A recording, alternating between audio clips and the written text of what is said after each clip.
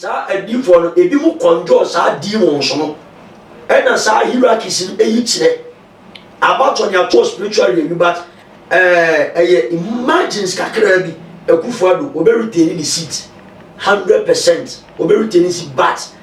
onye very careful no man in crofo no endie duoma kwa nyina yi wo nyame no mon sit down work anything e was silver platter so perfectly but omutia o man work it out na ye NDC fo ekohu sa demon no I tell you o man we 90% enye Christians woman should o man battle account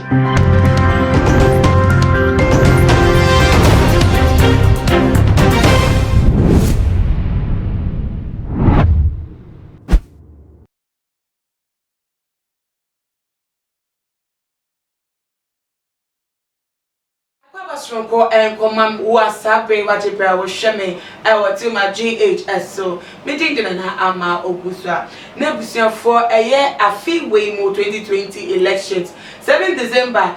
come shebi abeto that is since agreement and one sha na a fee way 2020 elections no enya ambaso na edie way prophet Raindrop Odrojebi adodo na enemy eagle prophet and what they abeto what to say akwe ensem ti Ghana na biso form akwe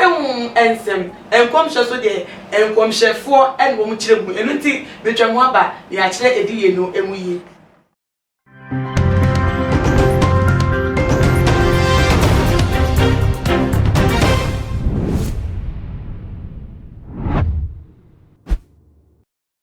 odifo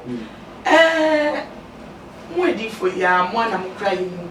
e ba Ghana ha edi for more platform pa mo kasa Ghana for yetiemu na eni sa fit 2020 about to afia to say ebi mu ka sha campaign ase o mo ke about o mo hihire ni asha se ye dada enya de foforo na mo edi for ya bia papa nta better say we ne bedi nkunim we so we ne bedi nkunim confusion wo hot that I settle we wo bi foforo samra obi foforo samra meka foforo e ma ye ntia o no so say December 7th election no grandpo no enya mbaso na no mo de ye ko ana mo de ye ba mo ma ye ntia ase de na ye ko me da wan so ba pa ma mentia motifo mo amowo amono ne o ma mu ni nyina nyame ni bonyam hye ni tumi e ma mo nye kesna mo ntem ho de tiene se on the 7th abaifo nyina be committee wo Ghana abaifo nya o ma dika committee last month on the 24th September. Yeah. One demanded a lot of blood. And almost a meeting March more. Eh, no type committee. I finish as year. Eh, I know committee, but until 7 December, never talk about baby, a humanity, a bear mama. And we have been found together. Very simple, no fair. We see a long cassette by Himan and Cassette.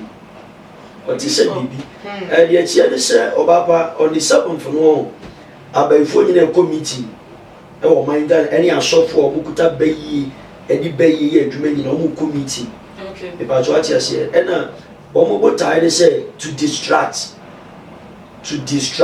e na wo ma agenda ba ko ni say wo mo be ma ka ahwe ase e na abusue bia de na bo ade be ba e nipa me ka bi wo mo be distract amanfo ena abusue bia de na bo ade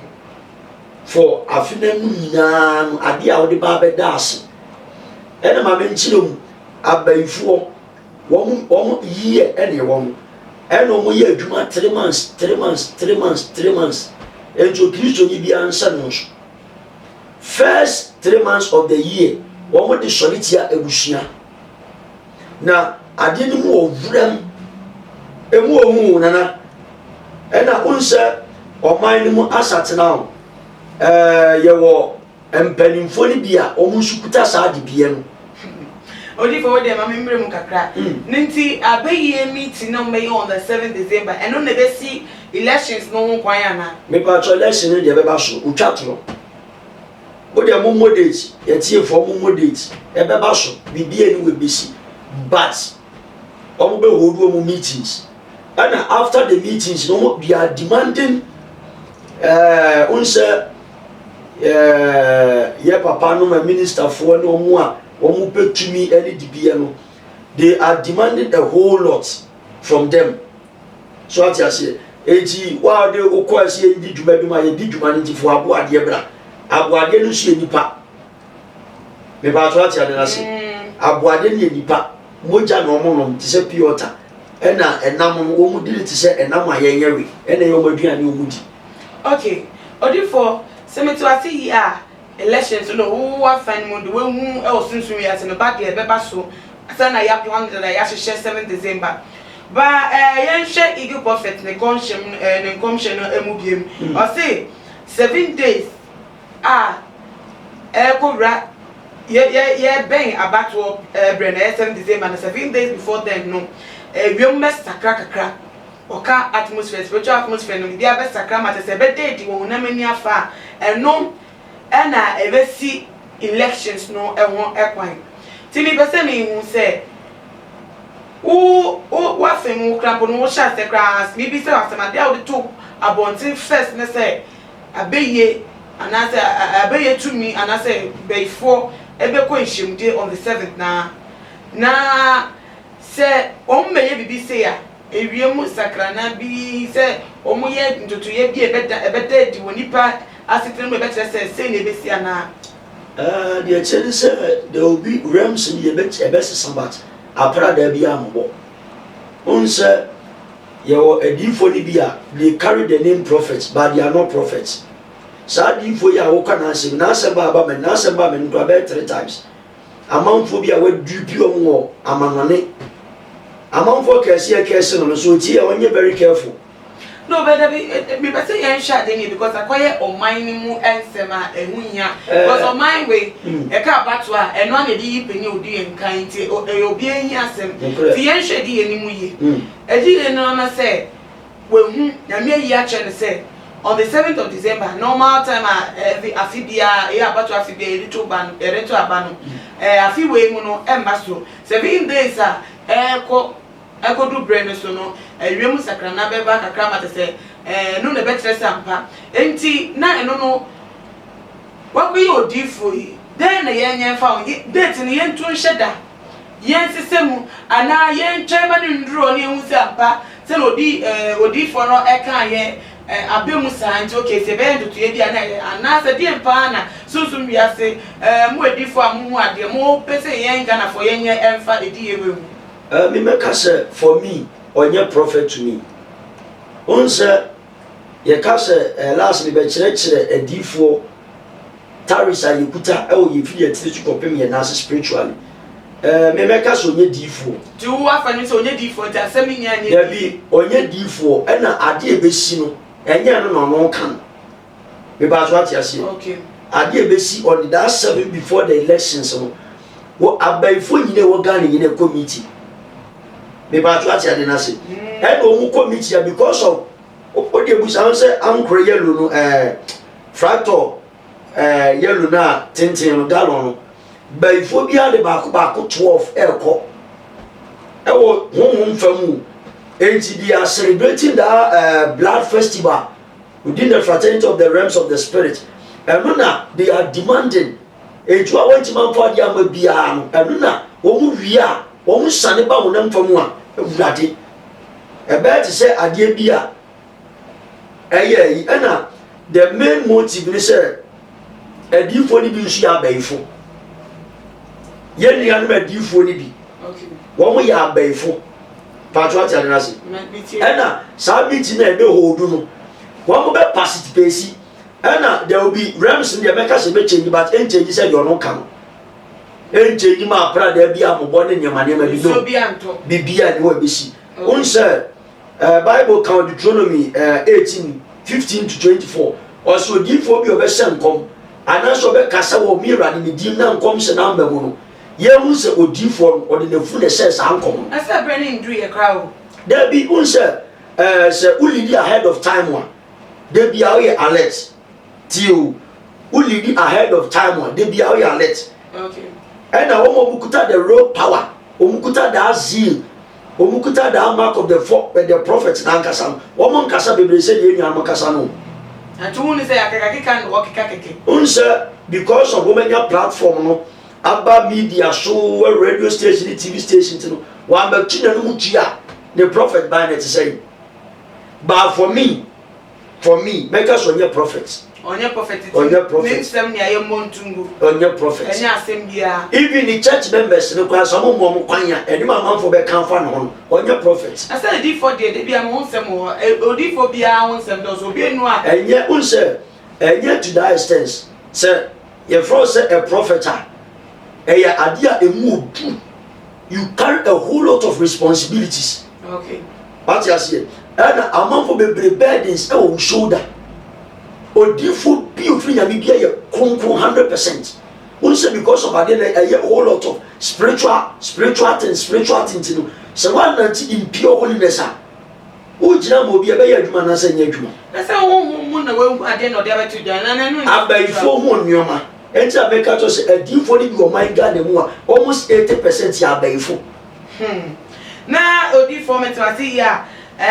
kom shaba ena we be din kunim we ndi kunim ena se si adege igi perfect abepom se December 7th elections no kra enya maso nso tuto so den di beto agrada be pai light and so strike na no nya no yembo ntungu se nye nkomhye sana wo be yembo ntungu bibia da koso wa no said your man but there will be shaking kakra wo MPP current amanyofo mu bu o man new Catholic party no nipa ba ko beto form titiri pa nipa foforo e o se John Echi nipa so han beto form ena mesre MPP mpanimfo menye politics but won dwedwe mu nyoma yi wo mo entutu mu nyoma nyina yi ne kwanso ena unse NDC for say wo mo komu the god of politics spiritual realms wo mo be take them by surprise ena unse that god of politics no minister entity ni da hierarchies ni no mu ni twaka bia that 37 battalions of hell ni no mu ni twaka a demons ne sa Lucifer a demon ne o ma sofo no e no mo conjure won ye no mu ni twaka e na the main motive say one man hwe no nkomu sa demon the god of politics within that demonic realm no a o me take them by surprise and unti na be hwa 2020 mu a demon bi be buy me mo bi adin we be fa be ba so sa adifo no ebi mu control sa demons no e na sa hierarchies eyi kire about on your true spiritually you yati men kan no pray your true spiritually you but imagine kakra bi I don't know spiritual one we need me make say Akufo-Addo obe retain the seat 100% obe retain the seat but onye very careful no man nkrofo no endie duoma kwa nyina yi wo nyame no one sit down, work anything was silver platter so perfectly. But woman work it out. Na NDC for Eko Musa demon. I tell you, or my way 90% any Christians. Woman should back to a counter. Only for yes, so in seminal as well as for final west to a food top is on for Magana for a bra, yeah, bay, a battle, a breno, and patch of Faston Yena, yes, or in a food top, a little too many. Ya Pamocho, waiting a midi for the Paucho, a queer, a fear, Abenaya, bra, Kwesi, Kwame, Yaw, midi used to be Paucho. About 2 million one, and got Chessican, and good Chownia, and got you, and my auntie pay beer. Wonu nua entran emudiem etwa obi amoja baba etwa nso amoja baba emo obi emfa ne dibia bi ana ne position bi obenya ebe tumfuturo mu wani na nkoye de ensem fata afa nso moja begu fom moja ebegu fom nyina no ya papa no a omukọ akọpri tumi e de akọkọ retain omo power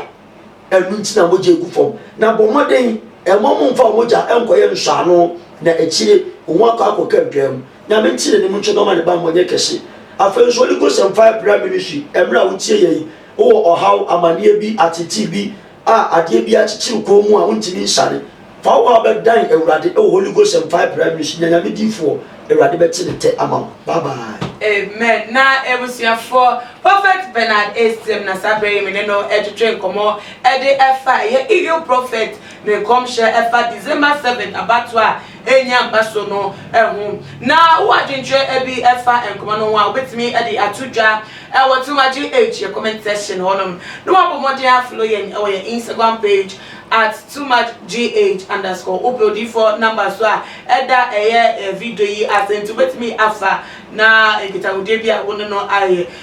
wo eye ne line no eso medingina na ama obusua na me ya doma ibesan edi ehyiapem makram TooMuchGH. Many have come and many have gone, but you are a great Kankambuka ability, worth being beheld by every optical nerves. That saith the papacy. Keep watching TooMuchGH,